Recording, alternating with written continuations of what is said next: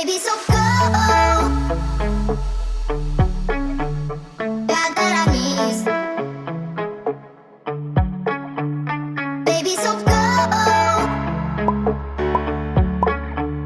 Got that I miss. Hello guys, welcome back to my channel. I am Muskan and I hope you all are safe and doing great. So if you're watching my video for the first time, please take a moment to subscribe my channel and don't forget to hit the bell icon for my videos prior notification. आज की video कुछ ऐसे topic पे होने वाली है जो कि मे बी कुछ लोगों को पता होगा एंड कुछ लोगों को नहीं पता होगा कि ब्रेथ एनालाइजर टेस्ट एक्चुअली में होता क्या है, कैबिन क्रू का किस रीज़न से होता है and if cabin crew alcohol consume करके फ़्लाइट पे जाते हैं तो उसके बाद क्या कंपनी एक्शंस लेती है। सो गाइज प्लीज़ अगर आप मेरे चैनल पर नहीं हो तो मेरे चैनल को सब्सक्राइब कर दीजिएगा, बेल आइकन को भी प्रेस कर दीजिएगा एंड वीडियो को स्किप मत करिएगा, एंड तक देखिएगा। So without any further delay let's start with video.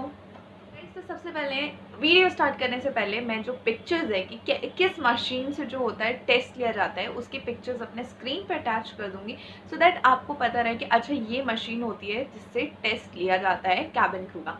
So guys जब कैबिन क्रू फ्लाइट्स पे जाती हैं, जितनी भी दिन उनके अगर रेगुलर फ्लाइट है, जितनी भी फ्लाइट्स पे जाती हैं every day when they go on their flights, so flight पे जाने से पहले जब वो अपने ऑफिस जाती है ना, वहाँ पे उससे ऑफिस में जाने के बाद सबसे पहले उनका ब्रेथ एनालाइज़र टेस्ट होता है, अल्कोहल टेस्ट होता है कि कहीं कैबिन क्रू ने कोई ऐसा अल्कोहल आइटम कुछ कंज्यूम तो नहीं किया, इंटॉक्सिकेटिंग सब्सटेंसेस तो कहीं कंज्यूम नहीं किया है ना। सो इसमें वो सारी चीज़ें आ जाती हैं like your all kind of alcohols, beer, whisky, कुछ भी है आपने पिया है एंड इफ़ अगर आपने कई बार ऐसा होता है कि आपको खांसी है ना, आपने अगर नॉर्मल कफ सिरप भी पिया है तो उससे भी प्रॉब्लम होती है क्योंकि उसमें भी अल्कोहल होता है। लिस्ट्रिन अगर आपने यूज़ किया है तो लिस्ट्रिन में भी अल्कोहल है। ऐसे काफ़ी सारी चीज़ें होती हैं जो आपको ट्रेनिंग के टाइम पे बताई जाती है कि आपको फ्लाइट से पहले ये सारी चीज़ें कंज्यूम नहीं कर।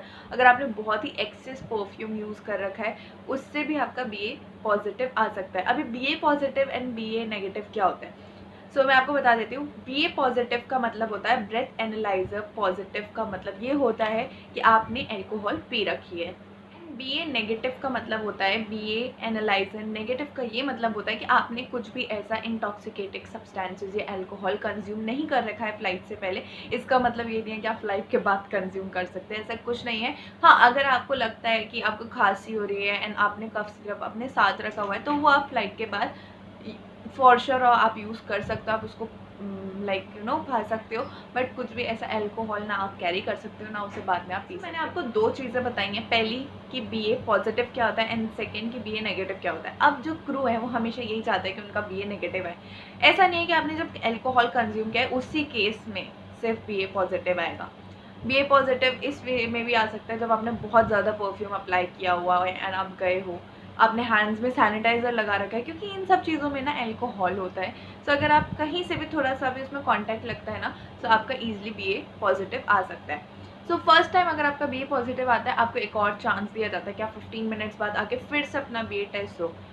अब मैं आपको ये बताऊंगी कि क्या होता है अगर आपका BA फिर से पॉजिटिव आता है, उसके बाद एयरलाइंस क्या एक्शन लेती हैं आपके अगेंस्ट पे। सो सबसे पहला एक्शन तो ये होता है कि वो आपको फ्लाइंग से रिमूव कर देती हैं। 3-4 मंथ्स के लिए वो आपको फ्लाइंग से रिमूव कर देती हैं and now it's up to them, वो आपको ग्राउंड स्टाफ में शिफ्ट कर सकते हैं। If they want to keep you they will, मतलब आपको ग्राउंड स्टाफ में डाल देंगे। इफ़ दे डोंट, वो आपको सिंपली 3-4 मंथ्स के लिए हटा देंगे, आपको ग्राउंड कर देंगे कि आपने एक रूल का आपने एक रूल को ब्रेक किया है। क्योंकि फ़्लाइट्स पे अगर आप ये अल्कोहल कंज्यूम करके जाते हो, it is a safety hazard.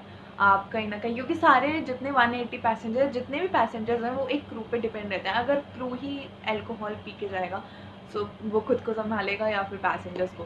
सो ये चीज़ें होती हैं एंड गवर्नमेंट के रूल्स भी हैं काफ़ी इन सब चीज़ों को लेके। सो पहली चीज़ ये होती है कि आपको ग्राउंड कर देते हैं एंड दूसरी चीज़ उनका मन है अगर आपको ग्राउंड स्टाफ में भी डाल सकते हैं। सैलरी आपकी सारी डिडक्ट हो जाएगी एंड सैलरी आपको कुछ नहीं मिलेगी, आपको काम करवाया जाएगा, बट जो एक्चुअल क्रू की सैलरी आती है, जो हमेशा अच्छी खासी क्रू की एंड ग्राउंड स्टाफ की भी सैलरी अच्छी होती है, एक बेसिक सैलरी होती है, वो आपको सिर्फ बेसिक सैलरी प्रोवाइड करेंगे और आपसे पूरा काम आपसे करवाएंगे।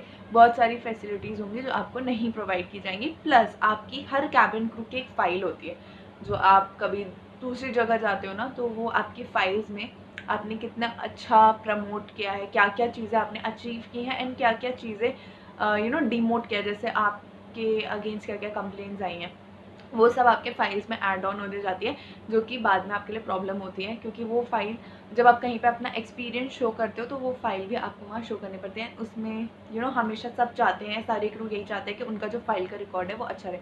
सो अगर आप ऐसा कुछ करते हो या फिर किसी क्रू का ऐसे BA पॉजिटिव आता है तो फाइल में रिकॉर्ड ख़राब होता है, वो चीज़ भी ऐड ऑन होती है कि क्रू ने क्रू का BA पॉजिटिव आया है, क्रू ने अल्कोहल कंज्यूम किया था फ्लाइट से पहले।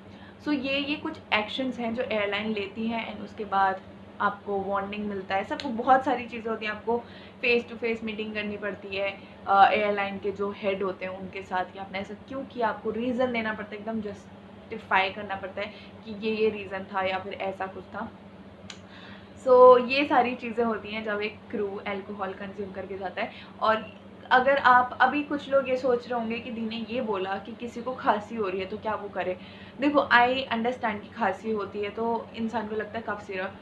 सो मेरे को भी कई बार हुआ था कि फ़्लाइट से पहले मुझे बहुत खांसी हो रही थी, बट मैं कभी कंज्यूम नहीं करती थी कफ सिरप। मैं हमेशा अपने साथ लेके चली जाती थी, सो दैट फ्लाइट में मैं या फिर जस्ट आफ्टर माई BA, जब मैं अपना BA दे दूँ वो नेगेटिव आ जाए, just after that I can take my cough syrup. तो वो चीज़ आप कर सकते हो। अब इन केस ऑफ परफ्यूम या फिर सैनिटाइज़र अगर ऐसा कुछ होता है तो they give you second chance, आपको 15 मिनट्स देते हैं कि आप कहीं ऐसी जगह होकर आओ, अपना हाथ वाथ धो के आओगे, सैनिटाइज़र से आया, फिर आपने जो परफ्यूम या किसी और के थ्रू भी हो सकता है, क्या पता किसी और ने बहुत ज़्यादा परफ्यूम लगाया हो, तो आपको 15 मिनट्स देते हैं।